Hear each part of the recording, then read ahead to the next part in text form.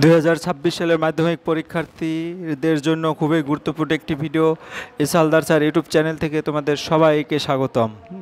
প্রিয় 2026 সালের মাধ্যমিক পরীক্ষার্থী, তোমাদের আজকে আমি মাধ্যমিক গণিত 2017 থেকে 2018 পর্যন্ত মাধ্যমিক পরীক্ষায় আসা সকল প্রশ্নের সমাধানের আলোকে আজকে আলোচনা করব মিশ্র অধ্যায়, অর্থাৎ আজকে সমাধান গণিত 4 দাগ নম্বরের প্রশ্নের উত্তর।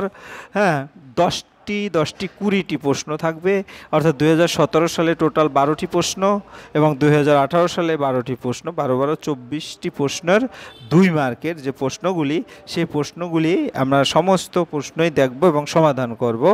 আর 2017 থেকে 2025 পর্যন্ত আমি ইতিপূর্বে আর বাকি যে বোর্ডগুলি আছে, অর্থাৎ 2019, 20, তারপরে 2022, 23, আর একটা ভিডিওতে 2024, 25 এরকম সকল প্রশ্নের সমাধান 4 দাগ নম্বরে দিয়েছি। আজ শেষ যে অধ্যায়, মানে আমার 4 দাগ নম্বরের শেষ যে প্রশ্নগুলি আমি নিয়ে আলোচনা করব 17 আর 18, ঠিক আছে? কাজে ভিডিও শুরুতে বলবো, তোমরা যারা এখনও আমার এই চ্যানেলটিকে সাবস্ক্রাইব করো নাই, তারা এখন এই চ্যানেলটিকে সাবস্ক্রাইব করে বেল আইকনটি প্রেস করে দাও। তাহলে এখানে প্রথমেই দেখো মাধ্যমিক পরীক্ষা 2018 সালের প্রশ্ন। এখানে 4 এই দাগ নম্বর, এখানে দেখো 1, 2 এভাবে করে টোটাল এই যে 12টি প্রশ্ন আছে, ঠিক আছে? এভাবে টোটাল 12টি প্রশ্ন আছে। আমি প্রতিটি প্রশ্নই ধরে ধরে উত্তর দেখাবো, কিভাবে করতে হয় ক্যালকুলেশন সহ। তো আমি প্রথম প্রশ্নে যাই। বার্ষিক সরল সুদের হার 4% থেকে 3/4% হয় এক ব্যক্তির বার্ষিক আয় 60 টাকা কম হয়, ওই ব্যক্তির মূলধন নির্ণয় করো। ধরো ওই ব্যক্তির মূলধন X টাকা, তাহলে X টাকার 1 বছরের 4% হারে সুদে, তাহলে কী হবে? টিটা কি আমার TR, ঠিক আছে? আর হচ্ছে 4, টি হচ্ছে 1 ডিভাইডেড 100, অর্থাৎ PTR ডিভাইডেড 100 সেই সূত্র অনুসারে। তাহলে এখানে দাঁড়ায় কত? এই 4 আর 100 কাটাকাটি করলে 25। তাহলে X টাকার 1 বছরে 3/4% সুদে, তাহলে দেখা যাচ্ছে সেটা হবে কত? X × 15 ডিভাইডেড 400, অর্থাৎ thrice X/80। শর্তানুসারে X/25 minus thrice X/80 = 60, যে 16X - 15X, অর্থাৎ X/400 = 60, দ্যাট মিনস H = 2400। ওই ব্যক্তির মূলধন হবে 2400 টাকা। এরপর আমরা 2 নম্বরের প্রশ্নে চলে যাই। 4 এর 2, এ ও বি যথাক্রমে 1500 টাকা, 15,000 টাকা এবং 45,000 টাকা দিয়ে একটি ব্যবসা শুরু করলো। 6 মাস পরে বি লভ্যাংশ হিসেবে 3,030 টাকা পেল। এর লভ্যাংশ কত? ধরি এর লভ্যাংশ X টাকা, এর মূলধনের অনুপাত বি এর মূলধন সমান এর লভ্যাংশ বি এর লভ্যাংশ। তাহলে এর মূলধন 15,000, এটা 45,000, তো X × 3,030। তো এখান থেকে এই 0 0 সব কেটে দিয়ে কাটাকাটি করে, অর্থাৎ এই 0 এই 0 এই 0, আর এখানেও 3টা 0 কাটাকাটি করে 3 15 45, 1:3, আর এইটা আসবে। তাহলে এখান থেকে X এর মান অনায়াসে 1030, অর্থাৎ এর লভ্যাংশ 1010 টাকা। তারপরে 2x + 1/x = 2 হলে x/2x² + x + 1 এর মান কত? তাহলে আমরা যদি দেখি একটু 2x + 1/x = 2, তাহলে এটা যদি লসাগু করি x নিচে আসবে 2x² + 1 = অর্থাৎ আমার কি দাঁড়াইলো? 2x² + 1/x = 2x² + 1 = 2x। এখন 2x² + 1, অর্থাৎ এটার সাথে এটা যদি লিখি, এটার পরিবর্তে আমরা লিখব 2x, আর এই বাকিটা x থাকবে, অর্থাৎ নিচে thrice x, আর উপরে x কাটাকাটি হলে 1/3 উত্তর, ঠিক আছে? কোনো দ্বিঘাত সমীকরণে বীজদ্বয় 2 ও 3 হলে -3 হলে সমীকরণটি লেখো। নির্ণয় সমীকরণটি হবে x² মানে বীজদ্বয়ের যোগফল × x, বীজদ্বয়ের গুণফল = 0। তাহলে x² যোগফল হচ্ছে কত? বীজদ্বয়ের যোগফল 2 + -3 × x, এর গুণফল 2 × -3, অর্থাৎ এখানে 2 থেকে -3 গেলে 1 থেকে প্লাস হয়ে যায়, অর্থাৎ হচ্ছে x - x = 0। এরপরে আমরা চলে যাচ্ছি 5 নম্বর। ABC ত্রিভুজের BC বাহুর সমান্তরাল সরলরেখা AB এবং AC কে যথাক্রমে P ও Q বিন্দুতে ছেদ করে। যদি AP = 4 centimetre, QC = 9 centimetre, PB = AQ হয়, তাহলে PB এর দৈর্ঘ্য নির্ণয় করো। তাহলে আমরা দেখতে পাচ্ছি ABC এবং PQ আলাদা আলাদা করে। ABC ত্রিভুজের BC বাহুর সমান্তরাল সরলরেখা AB এবং AC কে যথাক্রমে P ও Q বিন্দুতে ছেদ করে। ধরি PB = AQ = 1 সেন্টিমিটার, তাহলে AP/PB = AQ/QC। তাহলে 4/x = x/9, মানটা বসাইলে x² = 36, x = 6, অর্থাৎ PB = 6 সেন্টিমিটার, ঠিক আছে? এরপর আমরা চলে যাচ্ছি ও কেন্দ্রীয় বৃত্তের ব্যাসার্ধের দৈর্ঘ্য 5 সেন্টিমিটার এবং ও বিন্দু থেকে 13 সেন্টিমিটার দূরত্বে P একটি বিন্দু। PQ এবং PR বৃত্তের দুইটি স্পর্শক হলে হ্যাঁ পি কিউ ও আর চতুর্ভুজের ক্ষেত্রফল কত। তাহলে আমরা যদি দেখি এখানে একটা বৃত্ত আছে ও পি কিউ ত্রিভুজে, হ্যাঁ ও আর সমান 5 সেন্টিমিটার, বৃত্তের ব্যাসার্ধ ওপি সমান 13 সেন্টিমিটার। যেহেতু ও আর স্পর্শ বিন্দুগমের ব্যাসার্ধ, সুতরাং ও আর লম্ব পি আর সমকোণী ত্রিভুজে ও পি আর থেকে পাই ও আর square plus P R square সমান ও পি স্কোয়ার। তাহলে এখানে মানগুলি বসিয়ে দিলে পি আর এর মানটা পাবো 144-এর রুট অর্থাৎ 12। যেহেতু পি আর এবং পি কিউ দুটি স্পর্শক বা পি বহিস্থ বিন্দু, সুতরাং P R equal P Q সমান 12 সেন্টিমিটার। পি কিউ ও আর চতুর্ভুজের ক্ষেত্রফল ত্রিভুজ, হ্যাঁ পি ও আর এর ক্ষেত্রফল প্লাস ত্রিভুজ পি ও কিউ এর ক্ষেত্রফল। তাহলে মানটা বসালাম হাফ ইন্টু ভূমি ইন্টু উচ্চতা, হাফ ইন্টু ভূমি ইন্টু উচ্চতা বর্গ সেন্টিমিটার, যোগ করলে 30 যোগ 30 অর্থাৎ 60 বর্গ সেন্টিমিটার। এরপর আমরা চলে যাচ্ছি 7 নম্বর প্রশ্ন। ও কেন্দ্রীয় বৃত্তে এবি এবং সিডি যা দুটি কেন্দ্র থেকে সমদূরবর্তী এ ও বি সমান 60 ডিগ্রি, সিডি সমান 6 সেন্টিমিটার হলে বৃত্তের ব্যাসার্ধের দৈর্ঘ্য কত। ও কেন্দ্রীয় বৃত্তে এবি এবং সিডি যা দুটি কেন্দ্র থেকে সমদূরবর্তী, এবি সমান সিডি সমান 6 সেন্টিমিটার। ত্রিভুজের এ ও বি এর এ ও বি কোণ সমান 60 ডিগ্রি, ও এ সমান ও বি একই বৃত্তের ব্যাসার্ধ কই আমরা, তারপর ও এ বি কোণ, হ্যাঁ এবং ও বি এ কোণ সমান 180, এ ও বি কোণ ডিভাইডেড 2 অর্থাৎ 60 ডিগ্রি। কাজে এ ও বি সমবাহু ত্রিভুজ, ও এ সমান ও বি সমান এ বি সমান 6 সেন্টিমিটার বৃত্তের ব্যাসার্ধ। ঠিক আছে, কাজে আমরা একটা চিত্র আঁকলে তোমার এখানে ভালো হবে, হ্যাঁ এভাবে চিত্র দিয়ে। যাই হোক এটা ভালো করে দেখবে তোমরা। এরপর tan theta plus cot theta সমান 2 হলে tan to the power 7 cot to the power 7।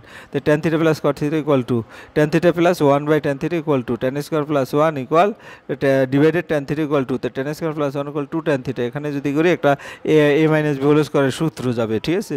তাহলে কী দাঁড়াবে সেটা tan minus theta whole square equal 1, ঠিক আছে। তাহলে ইকুয়াল 1 হয়, ঠিক আছে। তাহলে 1 হবে না, এটা ভুল আছে, এটা 0 হবে, ঠিক আছে। তো tan minus theta equal 0, that means tan theta equal 1, that means tan theta 1 মানে কট থিটা ইকুয়াল 1/ট্যান থিটা ইকুয়াল 1। তাহলে কট থিটার মানটাও 1, তাই দুটোর মানে 1 two the power 7 1 two the পাওয়ার অর্থাৎ 2। এরপর আমরা চলে যাচ্ছি একটি স্তম্ভের ছায়ার দৈর্ঘ্য স্তম্ভের দৈর্ঘ্য অনুপাত √3:1 হলে সূর্যের উন্নতি কোণ নির্ণয় করো। ধরা যাক পোস্টের উচ্চতা এবি এবং পোস্টের ছায়ার দৈর্ঘ্য বিসি, সূর্যের উন্নতি কোণ theta, AB by BC equal 1/√3, tan theta equal tan 30 degree, theta equal 30 degree. একবার ইজি। একটি লম্ব বৃত্তাকার, হ্যাঁ চোঙের আয়তন সমান ও তাদের উচ্চতার অনুপাত 1:2 হলে চোঙ দুটির ব্যাসার্ধের দৈর্ঘ্যের অনুপাত নির্ণয় করো। ধরি দুটি লম্ব বৃত্তাকার চোঙের উচ্চতা যথাক্রমে h1 একক, h2 একক এবং ব্যাসার্ধের দৈর্ঘ্য r1 একক এবং r2 একক। h1 h2 1:2, যেহেতু লম্ব বৃত্তাকার চোঙ দুটির আয়তনের সমান, সুতরাং আয়তন হচ্ছে পাই আর স্কোয়ার এইচ পাই r2 স্কোয়ার এইচ। সেই সূত্র ধরে r1 h1 r2 h2 মানটা বসাইলে পাই পেয়ে চলে যাবে। r1 square h1 equal r2 square h2, r1/r2 whole square equal h2/h1, r1/r2 বর্গমূল করলে √2/1 অর্থাৎ চৌধুরীর ব্যাসার্ধের উপর √2:1। একটি নিরেট অর্ধগোলকের আয়তন 144 পাই ঘন সেন্টিমিটার হলে গোলকটির ব্যাসের দৈর্ঘ্য কত। ধরি অর্ধগোলকটির ব্যাসার্ধের দৈর্ঘ্য 8 সেন্টিমিটার, অর্ধগোলকের আয়তন হবে কি তাহলে 2/3 পাই আর কিউব ঘন সেন্টিমিটার। শর্ত অনুসারে 2/3 পাই আর কিউব অর্ধগোলকের আয়তন যেটা আর কি, হ্যাঁ আর এটা তো দেওয়া আছে 144 পাই, এখান থেকে যদি ক্যালকুলেশন করি আর কিউব হবে কি 6, আর হবে 6। তাহলে 2r সমান 12, দ্যাট মিন অর্ধগোলকের ব্যাসের দৈর্ঘ্য 12 সেন্টিমিটার। ঠিক আছে, একটি পরিসংখ্যা বিভাজনের গড় 8.1 সামেশন এ পাই এক্স ইকুয়াল 132 প্লাস 5k এবং সামেশন এ পাই ইকুয়াল 20k হলে কে এর মান কত। একটি পরিসংখ্যা বিভাজনের গড় 8.1, তাহলে আমরা জানি summation A pi x I divided summation A pi equal 132 plus 5k plus 20। এখান থেকে দেখা যাচ্ছে কে সমান হবে কত 6, কে এর মান হবে 6। এরপর মাধ্যমিক পরীক্ষা 2017 যে প্রশ্নটা সেটা তোমরা দেখতে পাচ্ছ, এখানেও 12টি প্রশ্ন আছে, যে কোনো 10টি প্রশ্নের অ্যান্সার করতে হয়। ঠিক আছে, তাহলে আমরা সরাসরি 1 নম্বরের প্রশ্ন যাব। r% হারে চক্রবৃদ্ধি শুধু কোনো মূলধন 8 বছরে দ্বিগুণ হলে কত বছরে 4 গুণ হবে। ধরি মূলধনের পরিমাণ x টাকা, r% চক্রবৃদ্ধি হার সুদে 8 বছরে দ্বিগুণ হয়, সুতরাং x × 1 + r/100 two the power 8 equal to x, 1 + r/100 two the power 8 equal to 1 নম্বর সঙ্গে ধরে x টাকা n বছরে 4 গুণ হবে, সুতরাং x × 1 + r/100 two the power n equal 4x, 1 + r divided 100 to the power n equal 4। এখান থেকে যদি আমি আলাদা আলাদাভাবে দেখি তাহলে কি 1 + r divided 100 to the power n হ্যাঁ equal 1 plus R to the power 100 N এর মান 8 এক নং। তাহলে এখানে দুটো যদি এরকম আবার যদি 8 দুগুণ 16 এভাবে ক্যালকুলেশন করলে যেটা পাই এন এর মান হবে 16, সুতরাং 16 বছরের মূলধন 4 গুণ হবে। এরপরে কোনো এক ব্যবসায় এর মূলধন বি এর মূলধনের 1.5 গুণ, ওই ব্যবসায় বছরান্তে হ্যাঁ বি 1500 টাকা লভ্যাংশ পেল, এ কত টাকা লভ্যাংশ, ধরি বি এর মূলধন x টাকা, তাহলে এর মূলধন 1.5 গুণ, তাহলে এ ও বি এর মূলধনের অনুপাত 1.5 গুণ ইসটু এক্স অর্থাৎ 3/2:1 সমান 3/3:2, এর লভ্যাংশ y টাকা, যেহেতু মূলধনের অনুপাত ও লভ্যাংশ অনুপাত সমান, 3:2 সমান y:1500, তাহলে 3/2 ইকুয়াল y/1500, 2y সমান 445, তাই না, তাহলে ওয়াই সমান হচ্ছে 22,550 টাকা, ঠিক আছে। এরপরে আমরা চলে যাই সমাধান না করে পি এর যে সকল মানের জন্য x square plus P minus সমীকরণে বাস্তব ও সমান বিষ আছে তা নির্ণয় করো। দ্বিঘাত সমীকরণে এক্স স্কোয়ার পি এর সমীকরণে তুলনা করে পাই। তাহলে দেখা যাচ্ছে এর পরিবর্তে 1 হয়, বির পরিবর্তে পি মাইনাস 3 এর শেষ পরিবর্তে, যেহেতু দ্বিঘাত সমীকরণে বীজ দ্বয় বাস্তব সমান, সুতরাং B square minus 4ac equal 0, তাহলে সেই অনুসারে বি এর পরিবর্তে P minus 3 minus 4 into P, অর্থাৎ এখানে ক্যালকুলেশন করলে দেখা যাচ্ছে এরকম একটা টার্ম আসবে, পরে এটাকে মিডল টার্ম করতে হবে, 9কে 9 মিডল টার্ম করে পি এর মান 9 এবং 1 পাবো, ঠিক আছে। তাহলে পি এর মান 1 অথবা 9 হলে প্রদত্ত দ্বিঘাত সমীকরণ বীজ দ্বয় বাস্তব সমান হবে। সমাধান না করে এটা আমরা একটু দেখেছি, এটা একটু বড় করে দেখাচ্ছি, ঠিক আছে। যাই হোক, এটা তোমরা বুঝতে পেরেছো।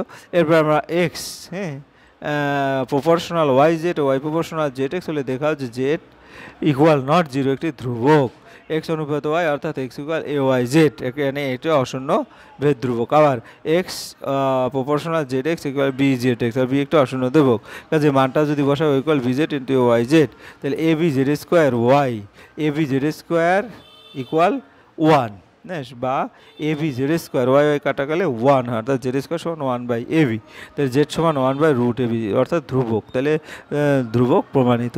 তারপরে দেখা যাচ্ছে আমরা 5 নম্বর, দুটি সদৃশকোণী ত্রিভুজের পরিসীমা যথাক্রমে 20 সেন্টিমিটার 16 সেন্টিমিটার। প্রথম ত্রিভুজের একটি বাহুর দৈর্ঘ্য 9 সেন্টিমিটার, দ্বিতীয় ত্রিভুজের অনুরূপ বাহুর দৈর্ঘ্য কত? ধরা যাক ত্রিভুজ এবিসি এবং ত্রিভুজ ডিএ পরস্পর সদৃশ, আমরা যদি সদৃশ হলে ডিএফ সদৃশ, তো AB is to DE, BC is to EF এবং এসি ইকুয়াল কে ধরি, তাহলে এখানে কে ডিএ আবার কে ইএফ এভাবে ধরি, তারপর 20 ইকুয়াল এত, যেহেতু ত্রিভুজের এবিসি এবং ডিএ পরিসীমা যথাক্রমে 20 সেন্টিমিটার এবং 16 সেন্টিমিটার, ঠিক আছে।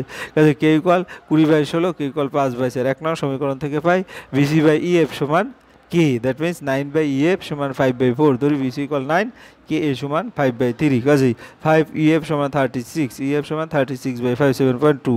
দ্বিতীয় ত্রিভুজের অনুরূপ বাহুর দৈর্ঘ্য হচ্ছে 7.2 সেন্টিমিটার। এরপরে এবিসি ত্রিভুজের এবিসি কোণ সমান 90 ডিগ্রি, এবি সমান 5 সেন্টিমিটার, বিসি সমান 12 সেন্টিমিটার হলো ওই ত্রিভুজটির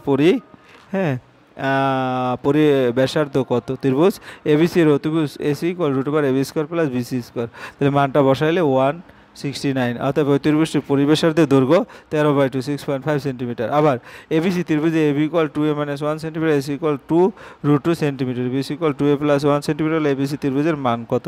AB square plus AC square 2a square plus 2√2, এখানে মানটা বসাইলে দেখা গেছে পিথাগোরাসের সূত্র অনুসারে এবিসি সমকোণী ত্রিভুজের এ কোণ বিএসি কোণ সমান 90 ডিগ্রি, হয়ে গেল। এরপরে x equal a sec theta, y equal তোমার বি ট্যান থিটা, এক্স ও y theta, x equal a sec theta, x by a সমান সেক থিটা, তারপরে ওয়াই সমান b tan theta, y by b সমান tan theta, যেহেতু sec square minus tan square equal 1, কাজেই এখানে sec স্কোয়ারের পরিবর্তে x by a whole square y by b whole square, তাহলে x square by square y by B square সমান 1, theta বর্জিত সম্পর্কটি এটা, ঠিক আছে। এবার ট্যান থিটা প্লাস 15√3 হলে sine theta plus cos theta কত? তাহলে ট্যান √3 আবার ট্যান 60 ডিগ্রি, কাজে theta plus 15 equal 60, that means theta equal 45 degree, sine theta plus cos theta আর সাইন 45 এর মান হচ্ছে কত? 1/√2 1/√2 2/√2, অর্থাৎ সাইন কস থিটা প্লাস 2 শুধু √2, ঠিক আছে। এরপরে একটি গোলকের ব্যাস হ্যাঁ অপর গোলকের ব্যাসের দ্বিগুণ যদি বড় গোলকটি সমগ্র তলের ক্ষেত্রফল সংখ্যামান ছোট গোলকটির আয়তনের সংখ্যামানের সমান হয় তবে ছোট গোলকটির ব্যাসের ধরি বড় গোলকের ব্যাস 2r একক এবং ছোট গোলকের ব্যাস 2r একক, তাহলে 2r ক্যাপিটাল আর 2 ইন্টু 2r, এখান থেকে r ইকুয়াল টু বড় গোলকের সমগ্র তলের ক্ষেত্রফল 4 পাই আর স্কোয়ার বর্গ, ছোট গোলকের আয়তন 4/3 পাই আর কিউব ঘন একক। শর্ত অনুসারে 4 পাই আর স্কোয়ার ইকুয়াল 4/3 পাই আর কিউব, 4 পাই 2r স্কোয়ার ইকুয়াল 4/3 পাই আর কিউব, এখান থেকে ক্যালকুলেশন করলে r সমান 12 পাবো। এরপরে 11 নম্বরের প্রশ্ন, একটি আয়তঘন তল সংখ্যা x, ধার সংখ্যা y, শীর্ষবিন্দু সংখ্যা z ও কর্ণ সংখ্যা p হলে x - y + z + b এর মান কত? একটা আয়তঘন তল সংখ্যা x, ধার সংখ্যা y, শীর্ষবিন্দু সংখ্যা z, কর্ণের সংখ্যা p, কাজে এখানে x - y + z হ্যাঁ ইকুয়াল মানটা বসালে 6 হবে, ঠিক আছে।